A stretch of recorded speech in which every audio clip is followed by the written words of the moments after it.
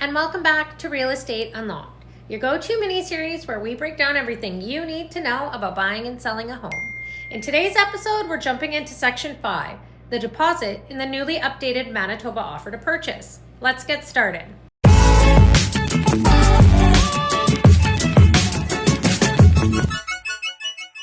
So first off, what exactly is a deposit? It's basically your good faith money.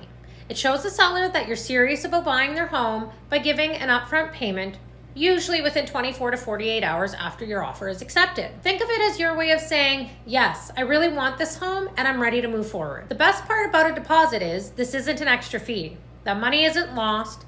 It goes towards your purchase price upon closing. In Part 1 of Section 5 is where we will state when the deposit will be delivered, how much the deposit will be, and how will it be paid. Most deposits are held in trust by the listing brokerage, and they're commonly paid by personal or certified check.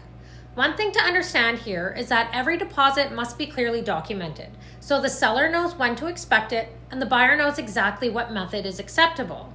You'll also notice that the amount isn't a fixed number. Deposits can vary, and generally in Manitoba, we see anywhere from 2 to 5% of the purchase price, but this number is negotiable. Some sellers, especially in a competitive market, may require a larger deposit to feel confident that the deal is going to proceed, while other times, particularly with lower priced homes or with first-time home buyers, a flat amount might be more common. The key here is being prepared and knowing what your budget allows. In Part 2 of Section 5, the offer explains what happens with 3 possible scenarios. The first, if the deposit is late or dishonored. The second, if the offer falls through, and third, if the offer goes through successfully. So with scenario 1, if the deposit is late or dishonored, the buyer doesn't deliver the deposit on time or the payment bounces, the seller is allowed to issue a 24-hour written notice. If the deposit still isn't delivered after that deadline, then the seller can legally terminate the contract.